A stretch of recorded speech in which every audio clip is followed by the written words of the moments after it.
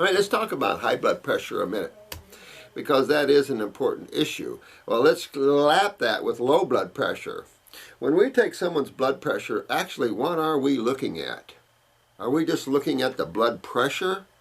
Absolutely not. And you notice in a blood pressure you have two numbers. You have the systolic on top and the diastolic on the bottom. If you remember and you go into your body, you're going to find two kidneys. The skin, of course, is the third kidney. But you've got two kidneys, and on top of those kidneys are the adrenal glands. Now, the adrenal glands, as you guys know, are everything to us, and especially to the astral or emotional bodies. So when you see anxieties, you see shortness of breath, asthmas, any chain of the COPDs, that's a chronic obstructive pulmonary diseases, not to use the word diseases, but when you see a lot of neurological problems to the lungs, because asthma on is neurological. So when you take a look at these, you look at heart arrhythmias, paralysis in a lot of ways, you can see the autonomic nervous system involved. And we've talked about this before, that the parasympathetic part of the autonomic nervous system is what I call the second brain. To me, that brain is located in the solar plexus in the stomach area. So when you get hit there, you notice you lose your breath. When you have stomach problems, you feel heart problems, breathing problems, because this is the core of the autonomic. The autonomic has two sides, parasympathetic, which reaches here in the cerebellum, and then the sympathetic, which reaches to the adrenal glands. The adrenal glands produces neural transmitters that turns on this nervous system. And it's geared to emotions. Fight or flight, that's epinephrine, norepinephrine, those are your adrenalins. Then you have dopamines and acetylcholine. These are neurotransmitters. Neurotransmitters either turn things on or turn things off. With dopamine and acetylcholine, you're into elimination, as adrenaline, as epinephrine and norepinephrine are for activity and muscles. They shut down certain activities so energy isn't lost that way. When you need energy to the muscles to fight, to protect yourself, or to whatever, all energy has to be focused, and that's what these neurotransmitters do. So they shut down some and increase others. And that's where stress comes in stress factors in having a lot of symptoms, because stress shuts down the dopamine, acetylcholine, and increases the epinephrine and norepinephrine, because you're stressed, your energy, and that sort of thing is why we lose elimination over time. And that's why you start to see a lot of symptoms under stress, because, again, we're increasing activity, but we're shutting down elimination.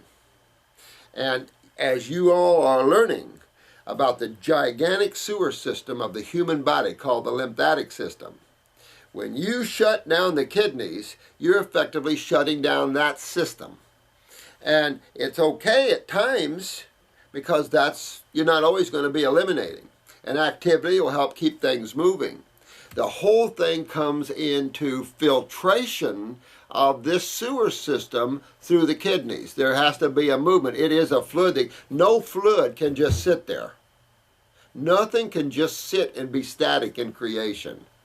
Because if you look at a lake that becomes stagnant, what happens? You can go clean the top off of it and sell it as blue-green algae, palm scum. And a lot of people eat palm scum just for the health of it, I suppose. But palm scum, because we're and people take palm scum and they're going, or blue-green algae, and then they're bitching about fungus or candida problems. I have to laugh at all that, because people are eating one family member of that, thinking they're, nutritional. Nutritional yeast. We used to sell that all the time. Brewer's yeast. Sell that all the time in the health food stores. I sold it in my health food stores years ago.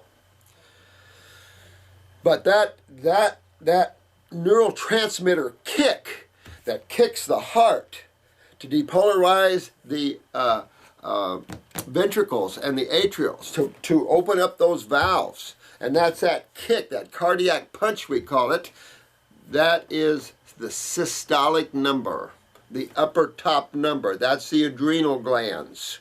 So the textbook number on the systolic number should always be 120. Anything higher than, let's say, 130, something's kicking that up a little bit. Stress, lymph, pressure, that sort of thing.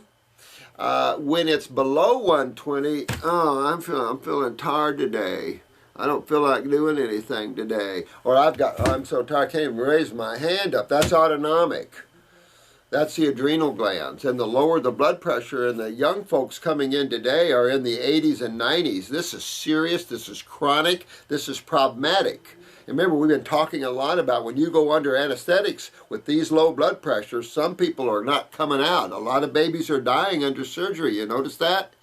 And it's like, God, medical doctors, wake up. What's going on here genetically? Quit chasing ridiculous gene thinking and look at genetics in a different way, because genetics is a fact, but quit chasing these genes. I mean, this is what messed up Angelo Jolie, or whatever her name is.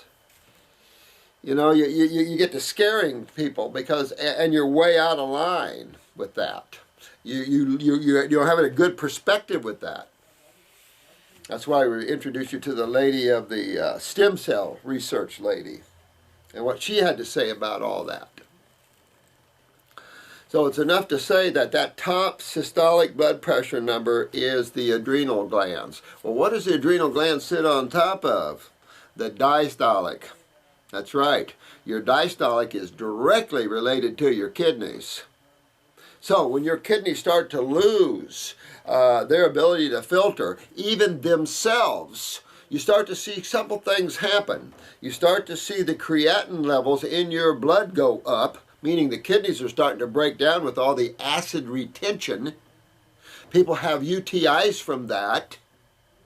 And then all these interstitial inflammatory issues, which is just simply acidosis, just the lymph not moving anywhere. Because if you stagnate the lymph system, you're taking acids and they're just sitting there. And the cells are all in that goop. They're in the interstitial fluid. So those acids are just sitting there chewing on that wall. And then cells have to eliminate waste into this sewage. If this sewage surrounds the cell is so intense, then when it becomes intracellular acidosis, that's when you start seeing the mutation or the atypicalness of a cell coming into play. It's that simple. Outside of that, the only way you can damage a cell is trauma. So you have to look at this lymphatic system and the role the kidneys play. They're the major players in the role of the lymphatic system in the elimination and the filtration of acids out of the body. And right before you get to them, you're hooked to lymph nodes. So lymph nodes, remember, clean. The bacterium breaks down these 3 pH acids and brings them to 6, so you don't break the kidneys down. Essential that these lymph nodes be in place. One of the biggest crimes I feel of the century is the removal of lymph nodes by medical doctors, because they maybe find a cancer cell in them, which that's where they should be, because where's all the macrophages in the body? Where's most of them? In the lymph nodes. You don't put macrophages around the cells interstitially, because as you weaken, you could have a little frenzy feeding. You've got them in the lymph nodes. So you have to understand how that all works. So when the kidneys start to back up, you start to see your diastolic creeping up. Anything above 70 to me is a creeping. 120 over 60, textbook blood pressure. I don't care who's there. And if you're a practitioner and you're detoxing all your clients and you get them healthy, you'll find 120 over 60 consistently or thereabout. 120, 119 to 130, 60 to 70, you're in a good range. Doesn't mean you're filtering though. Got to remember that. Blood pressure is not indicative of filtration. However, when filtration backs up, after several years of this, the kidneys start to go themselves. And that is when you see all this, the creatinine creeping up, and you start to see the inflammation of the kidneys and the blood pressure going up. So high blood pressure as well as low blood pressure, kidney and adrenals. Now, if you get too low of a diastolic, you're in the low 50s, you got very weak kidneys. And this is where the weakness will come in to the cells. You got to build those kidneys up. And because man chose the high protein route, we have serious kidney problems. I mean, there isn't a child born today that doesn't have a kidney weakness worldwide. Bottom line, even islanders. It's just gotten that bad. The islanders, of course, are going to be the healthier kidneys, but, you know, these high-protein diets, bye-bye bowels, bye-bye kidneys. And that's just what's going on. The genetics in kidneys and adrenals, you all are looking at this, and you guys that are really helping people are seeing this everywhere you look. Everywhere we introduce this to, practitioners are going, oh, my God, I'm seeing this everywhere. I remember Margie in Ireland, she said, my God, I'm seeing this everywhere. Naturopath in Ireland. So these are some of the things that you see there. Now I want to show you another high blood pressure, because as the body gets acidic, it gets edemic, it holds fluids, and that can also raise the blood pressure. Pressure. However, there's another thing called swinging blood pressure, and medical doctors that are listening to this, please, you have to understand this one. When the lymph backs up, obviously it backs up systemically. And it particularly backs right up the back. Almost every one of you knows what it's like to have stiff shoulders, tight necks, things like that. That's the lymph system. That means you're not filtering well. You're under stress or you're not filtering. Both reasons. And so one can lead to the other even. So real important to understand that when that builds up in the cerebellum, that's the parasympathetic side into the central nervous system, you'll see swinging blood pressure. When you're stressed and tight, your blood pressure will go up. When you're relaxed at home, it goes down. You cannot treat this high blood pressure except for PRN when needed. Because if you don't, you jump your clients in hypotension. You're not paying attention to your clients. And you have to determine whether this is swinging blood pressure. And no way when you're in a medical doctor's office should you take the first blood pressure as evidence of high blood pressure. That's ridiculous. Most people don't like medical doctors. As nice as some of them are, you guys hurt a lot of people. And there's a subconscious issue about that is sickening. I want my clients to be happy to come see me because they know they're going to get well and that we love them and that we're going to take care of them. That's why it's important that the whole world change to understanding what it is detoxification has to offer the world. And it answers your questions of why we're chasing rainbows called diseases. And we're creating major financial difficulties the world over because of this whole ridiculous thing. There's another thing, these biopsies of tumors, women. If you feel a lump in your breast, detox. If you have a biopsy, they're putting these little metal clips in there now. And now we're having problems with the metal clips. I mean, if anybody puts a foreign object in your body, to me, that should be criminal. For the sake of what? You know, this concept in medical, for the sake of what? States, for the sake of the health of the citizen. And I'm sorry, that won't ride on the wave anymore. Because it's obvious that that's fallacy and illusional. So when you get a swinging blood pressure, you can't treat that with high blood pressure medications. You can take a high blood pressure pill maybe when you're high. The best thing is to run hot and cold water or real ice water right back here, that's alkaline, and start cooling that down. Work on the neural lymphatic points down the spine, and you'll start to bring that blood pressure down. And that's good. Go and fix the kidneys, because it's still back to the kidneys and adrenals that problem exists. Because that's what builds that lymph going up the back and everywhere else. So it's always going to come back to those kidneys and adrenal glands. So always in a high blood pressure. High blood pressure is the easiest thing on this planet.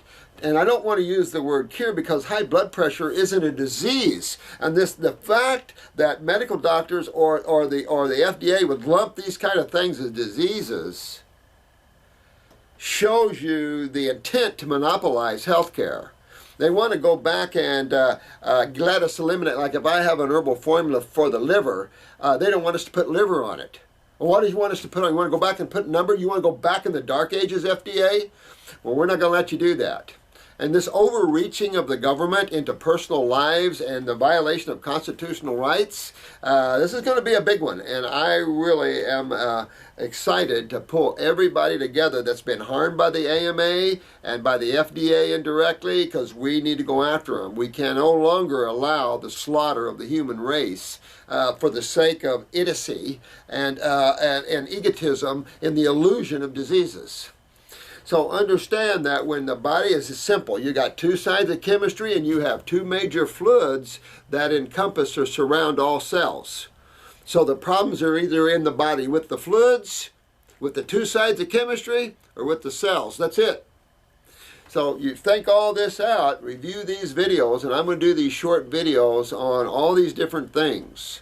And we'll try to get out of this ridiculous concept of diseases and understand, what are you doing when you have high blood pressure? When you have high blood pressure, you get off all your proteins immediately. You go on fruits, berries, and melons, maybe a salad at the end of the day. And it doesn't take long and that blood pressure comes right down. Get some kidney formulas, get some adrenal gland formulas, and get those restored. Check your urine. Remember, fill the boot or fill the cup. Remember that sediment. Fill the cup. Get your kidneys filtering, and you will give yourself a lot longer life on the planet if indeed that's what you want.